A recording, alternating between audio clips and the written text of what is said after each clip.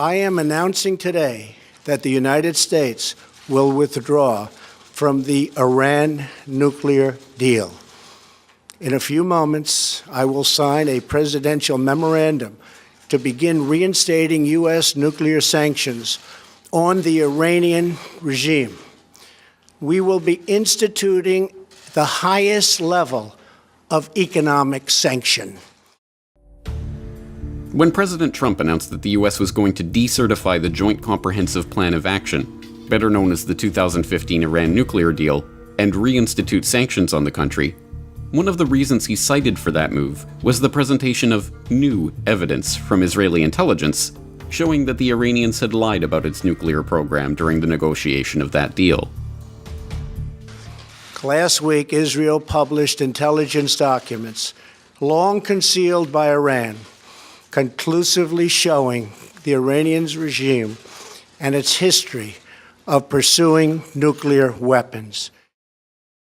A few weeks ago, in a great intelligence achievement, Israel obtained half a ton of the material inside these vaults. And here's what we got. 55,000 pages, another 55,000 files on 183 CDs. Everything you're about to see is an exact copy of the original Iranian material. Theatrical props and dramatic rhetoric aside, Israeli Prime Minister Benjamin Netanyahu's recent presentation on the Iranian nuclear deal in fact contained no new information. That Iran had explored a nuclear weapons program prior to 2003 has been known and admitted for years. That they have an archive of this information is not a violation of the Iranian nuclear deal completed in 2015. In fact, if anything, Netanyahu's presentation actually proved the exact opposite of what was intended. Namely, that Iran is abiding by the terms of that treaty and is not covertly pursuing any nuclear weapons activity. That's why they had to go back to 15-year-old information and present it as if it was something new and revelatory. But here's the real head-scratcher in this new round of propaganda over the Iranian nuclear non-threat. There is, in fact, a Middle Eastern nation that is, in fact, in control of a vast, undeclared stockpile of nuclear weapons. This nation does have the capability of deploying those weapons anywhere in the region. It is not a signatory to the Nuclear Non-Proliferation Treaty, and its arsenal has never been inspected by any international agency. But this nation is not Iran. It's Israel. This is the story of the real Middle East nuclear threat. You're watching The Corbett Report. Hand-wringing over Iran's nuclear program is nothing new. It became a mainstay of Western political discourse after an Iranian dissident revealed the Iranian government's plans for a uranium enrichment facility in Natanz in August 2002. But the surprising fact for Americans and others around the world who get their information from the corporate mainstream media is that Iran's pre-2003 nuclear weapons program has long been known and admitted. Since 2003, when the program was scrapped, not a single piece of evidence has been presented, not even by Netanyahu or the Israeli government, that the Iranian government ever pursued anything other than what it said it was pursuing, a nuclear energy program. Not that that fact has ever stopped Netanyahu from using any opportunity to use cartoon-level propaganda tactics to convince the world otherwise. In the case of Iran's nuclear plans to build a bomb, this bomb has to be filled with enough enriched uranium. And Iran has to go through 3 stages.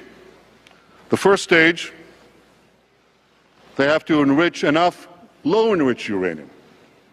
The second stage, they have to enrich enough medium-enriched uranium.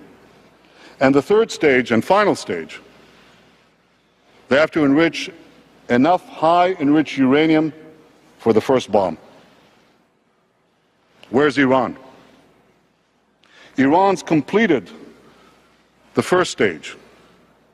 Took them many years, but they completed it, and they're 70% of the way there. Now they're well into the second stage.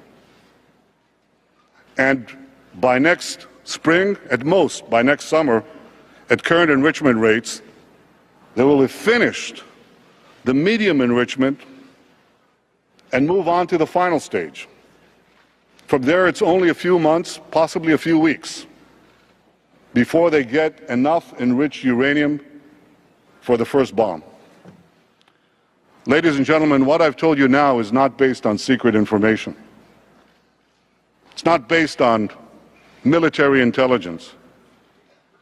It's based on the public reports of the International Atomic Energy Agency. Anybody could read them. They're online. So if these are the facts, and they are, where should a red line be drawn? A red line should be drawn right here.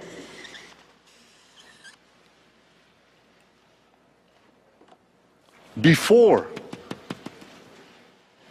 Iran completes the second stage of nuclear enrichment necessary to make a bomb, before Iran gets to a point where it's a few months away or a few weeks away from amassing enough enriched uranium to make a nuclear weapon.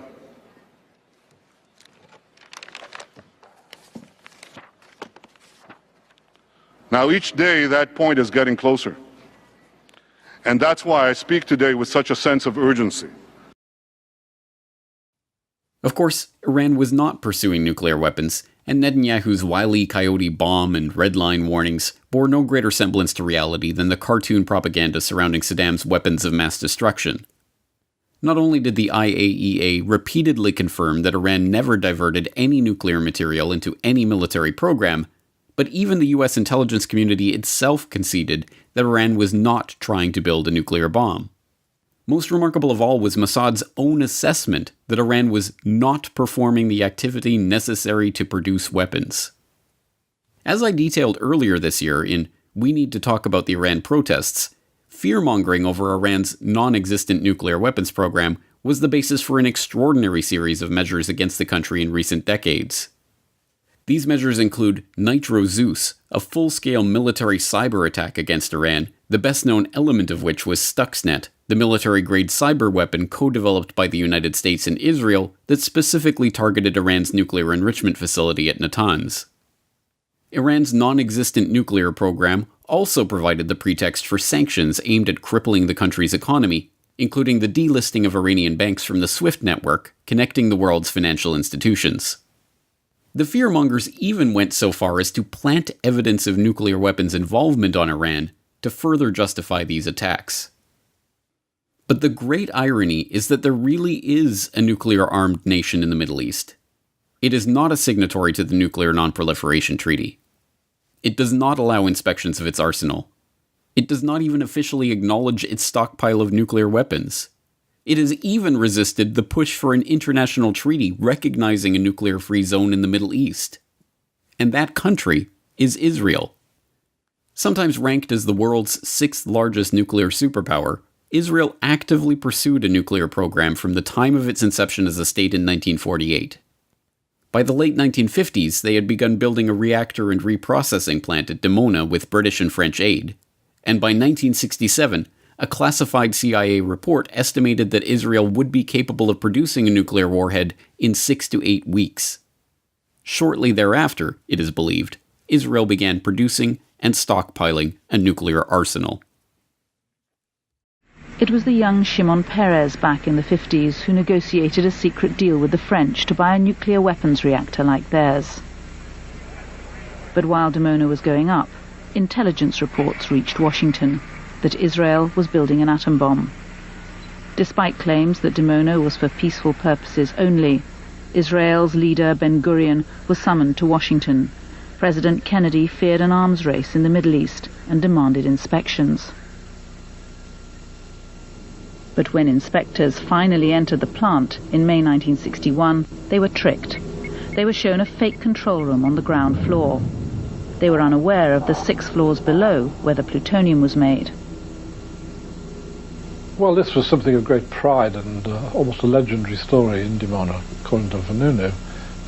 When the Americans came, they were completely hoodwinked. All the entrances, including the lift shafts, were bricked up and plastered over so it was impossible for anyone to find their way down to the lower floors. After Kennedy's assassination, the pressure on Israel was off. His successor, Lyndon Johnson, turned a blind eye. Then, in 1969, Israel's Golda Meir and Richard Nixon struck a deal renewed by every president to this day. Israel's nuclear program could continue as long as it was never made public. It's called nuclear ambiguity. The term nuclear ambiguity, in some ways it sounds very grand, but isn't it just a euphemism for deception? Somebody wants to kill you, and you use a deception to save your life. It's not immoral. If we wouldn't have enemies, we wouldn't need deceptions. We wouldn't need the talent. Was this the justification also for concealing the flaws of the plutonium reprocessing areas from the Americans, the inspectors, when they came? You are having a dialogue with yourself, not with me. But that's been documented in a number of books. Ask you the question to yourself, not to me. But is it not true? I don't have to answer your questions here. I don't see any reason why. Ambiguity is a luxury unique to Israel. Today the country's an inspection-free zone, protected from scrutiny by America and her allies. Although estimates vary, it is now believed that Israel has somewhere between 75 and 400 nuclear warheads, and that it possesses the capability to deliver these warheads to Iran. The existence of this stockpile, while known to governments around the world for decades, was only revealed to the public in 1986, when the Sunday Times published photographic proof and a detailed account of Israel's secret nuclear weapons program. That story was provided by Mordecai Vanunu, a technician at the Dimona facility who spent decades behind bars for his part in revealing this truth to the world. On October the 5th, 1986, the Sunday Times announced they had evidence to prove that Israel had become the world's sixth biggest nuclear power, having developed their arsenal beneath the Negev desert at Dimona. Photographs like this were given to the Sunday Times by a former technician at Dimona, Mordecai Vanunu. Mordecai Vanunu's family, Moroccan Jews, settled in the Negev in the early 60s, inspired by the idea of being a part of Israel. Vanunu did national service in the army. Then, while he worked at Dimona, he began studying philosophy. He became active in student politics. He opposed Israel's invasion of Lebanon. Vanunu came to believe that Israel's nuclear development program was immoral. He left Dimona, and eventually Israel itself. Vanunu arrived in Sydney armed with photographs he'd taken inside Dimona. Here, he turned his back on Judaism and became a Christian. He met Oscar Guerrero, a Colombian journalist who urged him to sell his secrets to the Sunday Times. His evidence was processed at a local photo shop. Vanunu talked openly about what he'd done.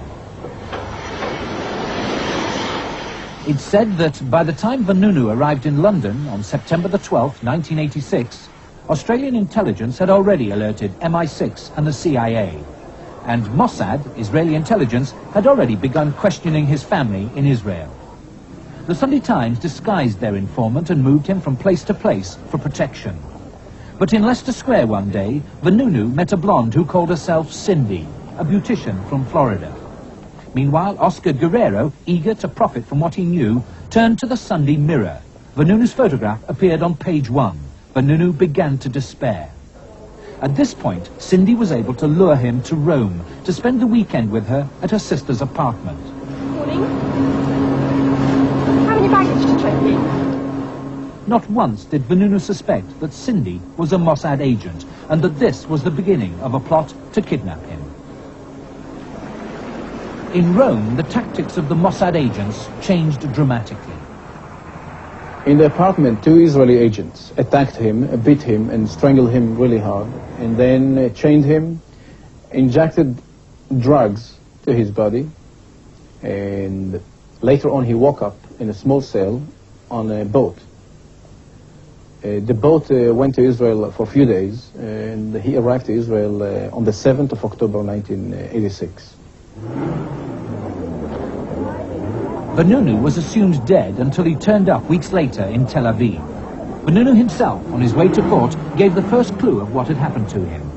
Scrawled on his hand was the message, Vanunu was hijacked from Rome, Italy, 30th of the 9th, 86, BA 504.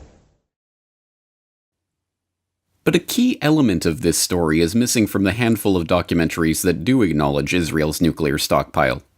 Namely, that these weapons were not merely developed by Israeli scientists working in isolation, but with the aid of a nuclear smuggling ring that helped develop and advance Israel's arsenal by stealing important nuclear technologies from their ally, the United States. These smuggling rings and their activities have been known about and even investigated by the FBI for decades, but largely kept secret from the public. It has fallen to researchers like Grant F. Smith of IRMEP.org, author of Divert, NUMEC, Zalman Shapiro, and the diversion of U.S. weapons-grade uranium into the Israeli nuclear weapons program, to piece together the story from the documents that have been released. On the Corbett Report in 2012, Smith revealed the name of one of the high-powered Israeli officials who was at the heart of a plot in the 1970s to smuggle 800 nuclear triggers from the United States.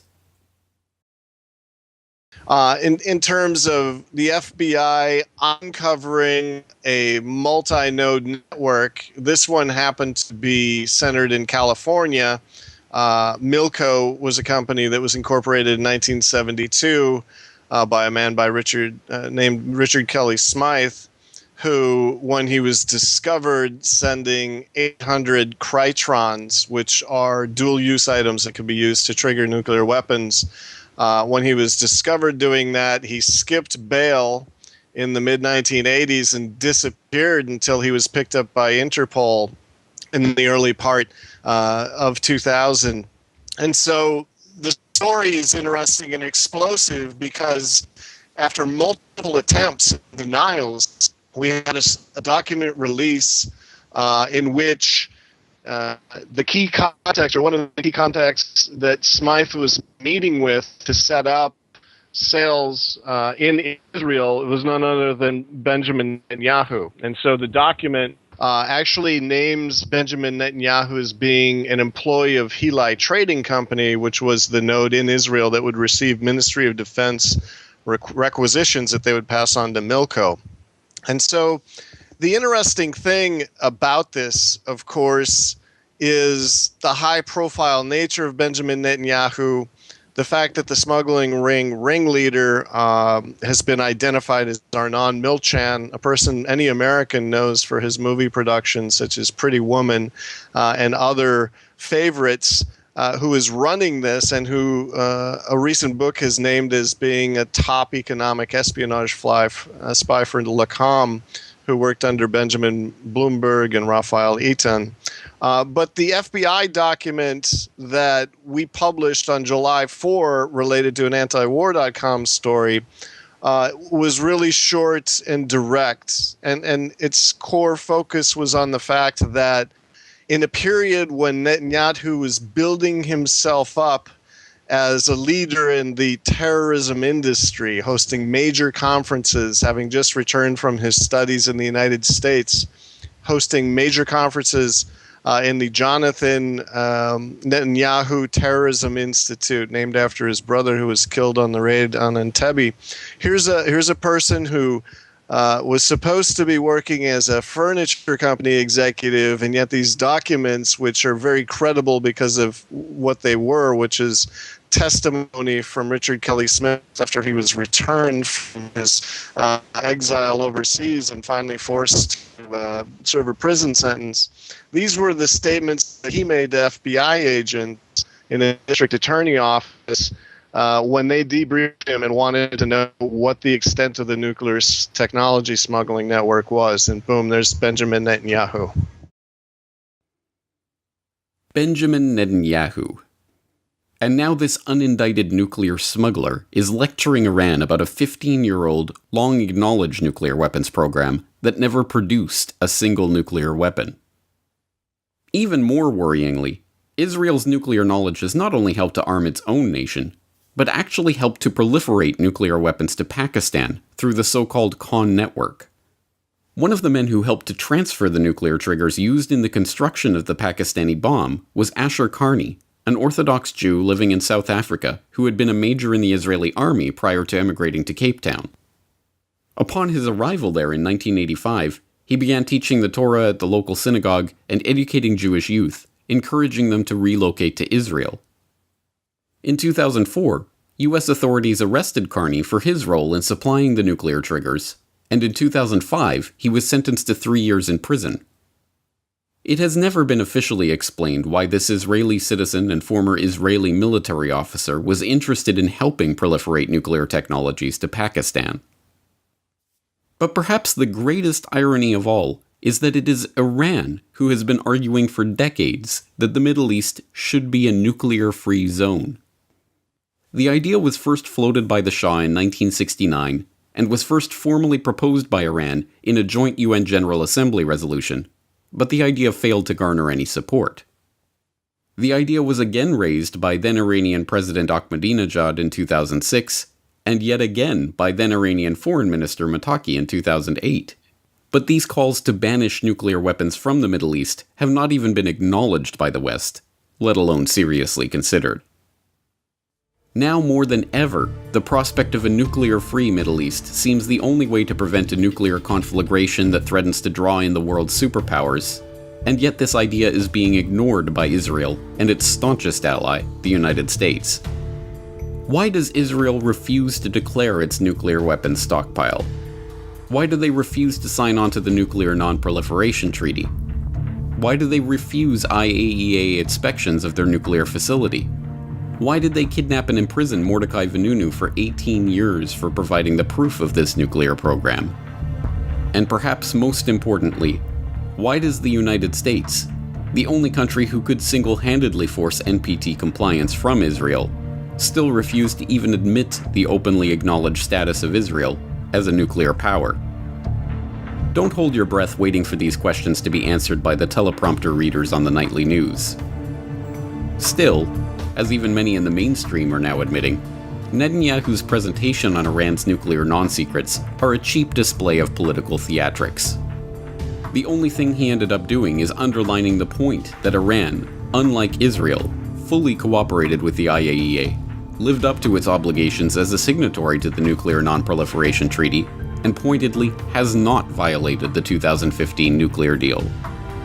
And now that the United States has allowed the Israeli tail to wag the American dog once again by decertifying that Iranian deal without valid cause, negotiators in North Korea and elsewhere will be watching, reminded yet again that a promise from the American empire isn't worth the signed agreement it's written on.